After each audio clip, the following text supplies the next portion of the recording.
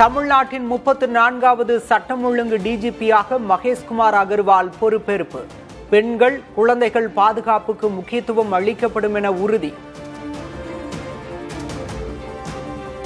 தமிழ்நாட்டில் law and order maintain செய்வதற்கு பெண்கள் மற்றும் குழந்தைகளுக்கு எதிரான குற்றம் கட்டுப்படுத்துவதற்கு எல்லா நடவடிக்கை எடுக்க போறோம்.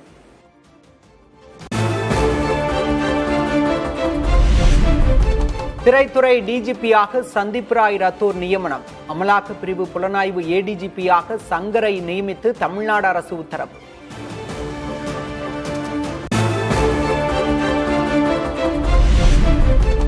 முன்னாள் முதல்வர் கருணாநிதியின் 103வது பிறந்தநாள் விழா. சென்னை மெரினாவில் உள்ள கருணாநிதி நினைவிடத்தில் திமுக தலைவர் மு.க. ஸ்டாலின், எதிர்க்கட்சித் தலைவர் உதயநிதி உள்ளிட்டோர் மரியாதை. தமிழ்நாட்டை சூழ்ந்து வரும் இருளை உதயசூரியனின் ஒளியால் விரட்டியடிப்போம். முன்னாள் முதல்வர் கருணாநிதியின் 103வது பிறந்த நாளையொட்டி மு.க. ஸ்டாலின் பதிவு.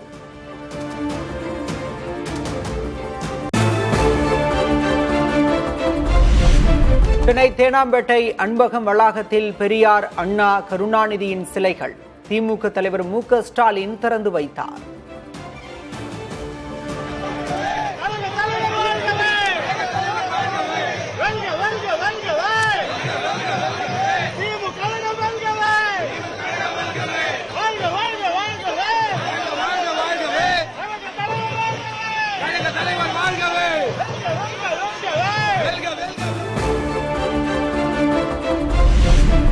சமூக நீதி, ஒடுக்கப்பட்டோர் உரிமைகளுக்காக வாழ்நாள் முழுவதும் போராடியவர். கருணாநிதியின் பிறந்த நாளையொட்டி காங்கிரஸ் தலைவர் ராகுல் காந்தி புகழாரம்.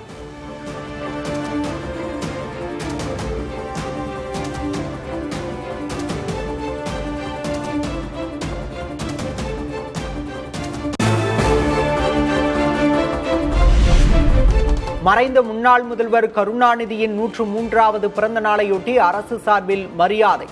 மலர் தூவி மரியாதை செலுத்தினார் அமைச்சர் ராஜ்மோகன்.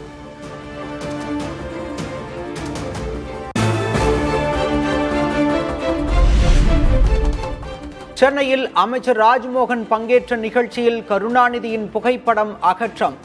ஏன் இந்த வன்மம் என திமுக கொள்கை பரப்பு இணைச் செயலர் ராஜீவ்காந்தி கேள்வி.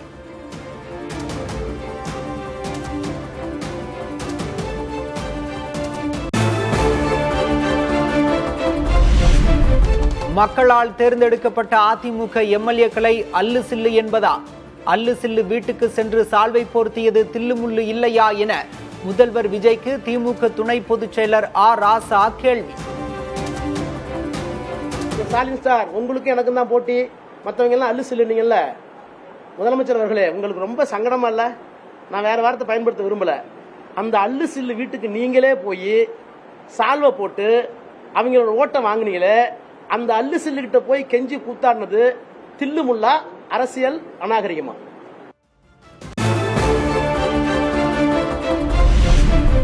பிரதமர் மோடி முன்பு எங்கே போனது உங்கள் வீர வசனங்கள்? முதல்வர் விஜயின் பாணியிலேயே ப்ரோ என கூறி விமர்சித்த ஆராசா. விஜய் ப்ரோ, எங்க ப்ரோ போச்சு உங்களுடைய சக்தி? பிஎம்க்கு முன்னாடி முடியாதுன்னு சொல்லிட்டு வாங்க ப்ரோ. ஏன் bro? Honourable chief minister bro, why bro ஏன் பேசாம வந்தீங்க? ஏன் ப்ரோ பிரஸ் பாக்குறதுக்கு தைரியம் இல்ல ப்ரோ? ப்ரோ விஜய் அப்படின்னு நாங்களும் கேட்போம். துரோகத்தை வீழ்த்துவோம், அதிமுகவை கட்டி காப்போம். தற்போதைய சூழலை எண்ணி எந்த அச்சத்துக்கும் பதற்றத்துக்கும் ஆளாக வேண்டாம் என தொண்டர்களுக்கு கே. பழனிசாமி அறிவுறுத்தல்.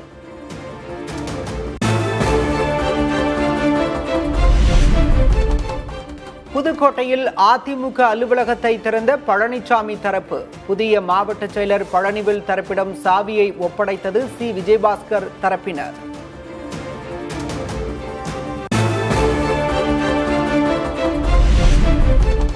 பாஜகவிலிருந்து விலகும் முடிவை திரும்ப பெற அண்ணாமலை மறுப்பா? பாஜக தலைவர் நிதி நவீன், அமித்ஷா உள்ளிட்டோரின் சமாதான முயற்சி தோல்வி என தகவல்.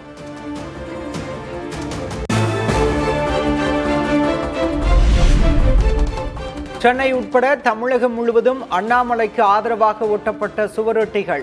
நாளை முக்கிய முடிவை அறிவிப்பார் என ஆதரவாளர்கள் எதிர்பார்ப்பு.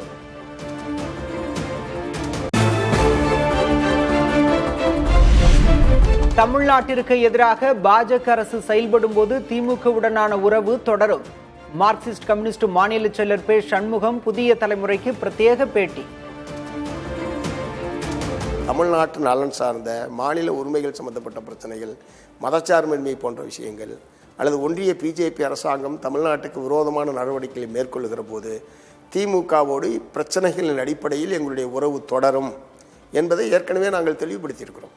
இந்திய கம்யூனிஸ்ட் கட்சி, மார்க்சிஸ்ட் கம்யூனிஸ்ட் கட்சி ஏற்கனவே தெளிவுபடுத்தியிருக்கிறோம். தாவேக ஆட்சி அமைப்பதை திமுக தடுக்கவில்லை என பே. சண்முகம் விளக்கம். திமுக அதிமுக இணைந்து ஆட்சி என்ற யோசனையை பிற தலைவர்கள் முன்வைத்திருக்கலாம் என்றும் கருத்து. திடீரென்று இந்த தேர்தலில் ஒரு சந்தர்ப்பவாத நிலை எடுத்து இருவரும் சேர்ந்து ஆட்சி அமைப்பது என்பதை தமிழ்நாட்டு மக்கள் ஏற்க மாட்டார்கள். ஆகவே அந்த யோசனை என்பது மற்றவர்களும் மற்ற தலைவர்களும் இருந்து கூட அத்தகைய யோசனைகள் வந்திருக்கலாம்.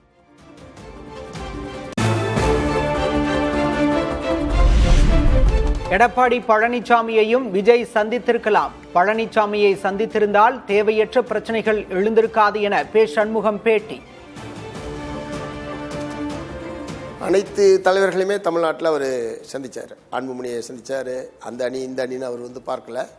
எல்லோருமே அவர் சந்தித்தார். எடப்பாடியையும் சந்தித்திருக்கலாம். எல்லா தலைவர்களும் சந்திக்கிறது போல ஏற்கனவே ஒரு முன்னாள் முதலமைச்சர் என்கிற முறையிலேயும் அதிமுக என்கிற ஒரு பெரிய கட்சியினுடைய தலைவர் என்கிற முறையிலேயும் அவர் எடப்பாடி அவர்களையும் சந்தித்திருந்தால் இதில் இந்த பிரச்சனைக்கே இடம் இருந்திருக்காது.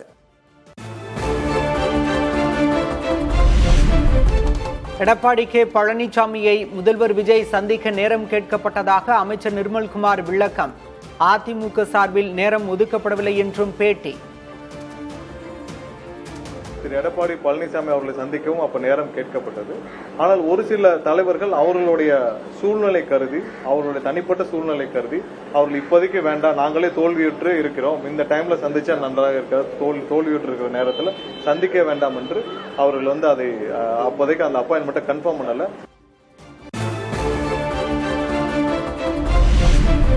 அதிமுக பொதுச் செயலர் கே. பழனிசாமியை சந்திக்க யாரும் நேரம் கேட்கவில்லை. விஜய் சந்திக்க நேரம் கேட்டதாக அமைச்சர் நிர்மல்குமார் கூறிய நிலையில் கே.பி. முனுசாமி பதில். கழகத்தினுடைய பொதுச் செயலாளர் அலுவலகத்தை அவர் தொடர்பு கொள்ளவில்லை. அவர்கள் மாறாக கட்சியுடைய மற்ற தலைவர்களை கேட்டதாகவும் அவர்கள் இப்பொழுது வேண்டாம் என்று சொன்னதாகவும் அவர் சொல்லுகிறார்.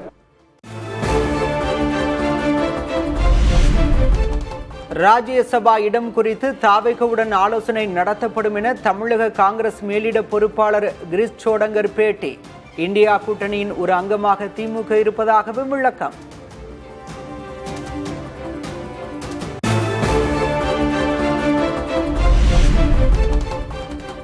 காங்கிரசுக்கு ராஜ்யசபா சீட் தருவது பற்றி முதல்வர் விஜய் முடிவெடுப்பார்.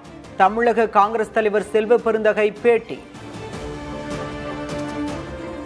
ராஜ்யசபா தேர்தல் காங்கிரஸ் கட்சி சார்பில் அதை பத்தி ஏற்கனவே தெரியல. அது முடிவெடுக்க வேண்டிய இடத்துல முதலமைச்சர் இருக்காரு, அவர் முடிவெடுப்பாங்கன்னு நினைக்கிறேன். நான் கேட்கிறாங்க.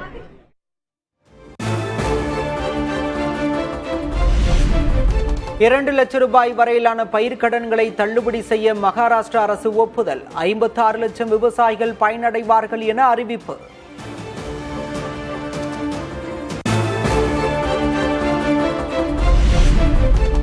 பயிர்க்கடனை முறையாக திருப்பி செலுத்திய விவசாயிகளுக்கு $50,000 ஊக்கத்தொகை.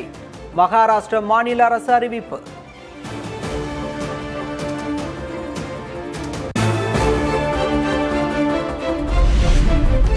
விவசாயிகள் நலனை எப்படி காப்பது என்பதை மகாராஷ்டிரா பாஜக அரசை பார்த்து இனியாவது கற்றுக்கொள்ளுங்கள்.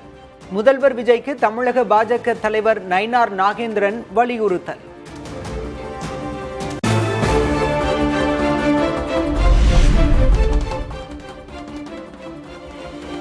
தமிழ்நாட்டில் 2044 கோடி ரூபாய் அளவிலான பயிர்க்கடன் மட்டுமே தள்ளுபடி செய்யப்பட்டிருப்பது ஏமாற்றம். மகாராஷ்டிராவை ஒப்பிட்டு பாமக தலைவர் அன்புமணி விமர்சனம்.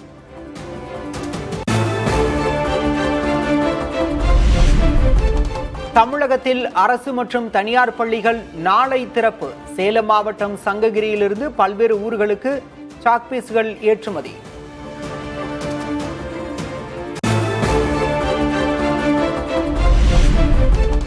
ரயில்வே திட்ட பணிகளுக்கு நிலம் கையகப்படுத்துவதில் தாமதமோ சிக்கலோ இருக்கக்கூடாது. மாவட்ட ஆட்சியர்களுக்கு தமிழக அரசு உத்தரவு.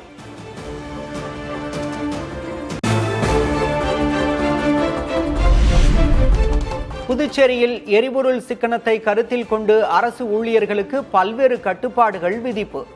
ஆய்வுக் கூட்டங்களை முடிந்தவரை காணொலியில் நடத்த வேண்டும், மதிய உணவுக்காக வீட்டிற்கு செல்லக்கூடாது உள்ளிட்ட அறிவுறுத்தல்களுடன் சுற்றறிக்கை.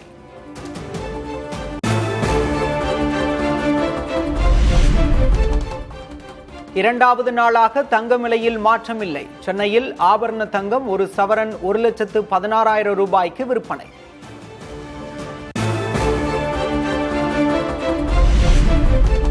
கடந்த 6 நாட்களாக வெள்ளி விலையில் மாற்றமில்லை. சென்னையில் 1 கிராம் வெள்ளி 290 ரூபாய்க்கு விற்பனை.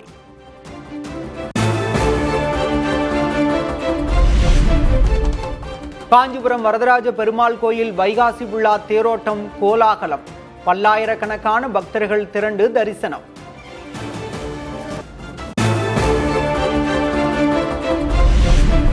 ஒட்டன்சத்திரம் காய்கறி மார்க்கெட்டில் வரத்து அதிகரிப்பால் தக்காளி விலை வீழ்ச்சி. கடந்த வாரம் 50 ரூபாய்க்கு விற்கப்பட்ட 1 கிலோ தக்காளி தற்போது 10 ரூபாயாக குறைந்தது.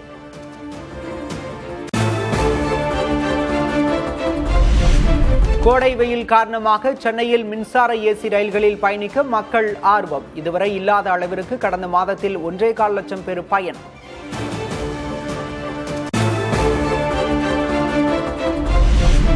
சென்னை மதுபான விடுதியில் ஏற்பட்ட தகராறில் இளம்பெண்கள் மீது தாக்குதல் நடத்தப்பட்ட சம்பவம். ஏற்கனவே ஒருவர் உயிரிழந்த நிலையில் 17 வயது சிறுமியும் உயிரிழப்பு.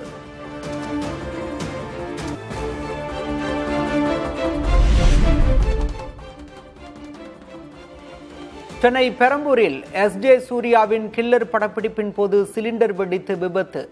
பணியாளர் உயிரிழப்பு, 3 பேர் படுகாயம்.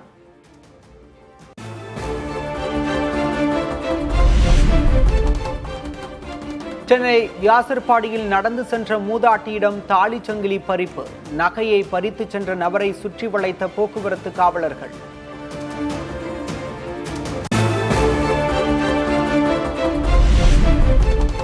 திருவாரூர் மாவட்டம் நன்னிலம் அருகே ஆம்னி பேருந்து சாலையோர வாய்க்காலில் கவிழ்ந்து விபத்து. காயமடைந்த 8க்கும் மேற்பட்டோர் மருத்துவமனையில் அனுமதி.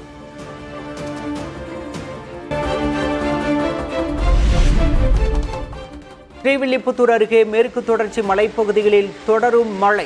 ஆங்காங்கே திடீரென உருவான அருவியில் ஆர்ப்பரித்து கொட்டும் நீர்.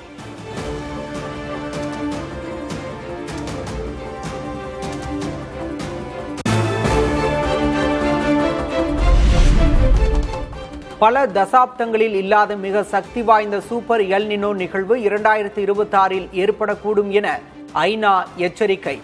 இந்தியா, ஆஸ்திரேலியா மற்றும் தென்கிழக்கு ஆசிய நாடுகளில் கடும் வறட்சி, காட்டுத்தீ ஏற்படக்கூடும் என்றும் கணிப்பு.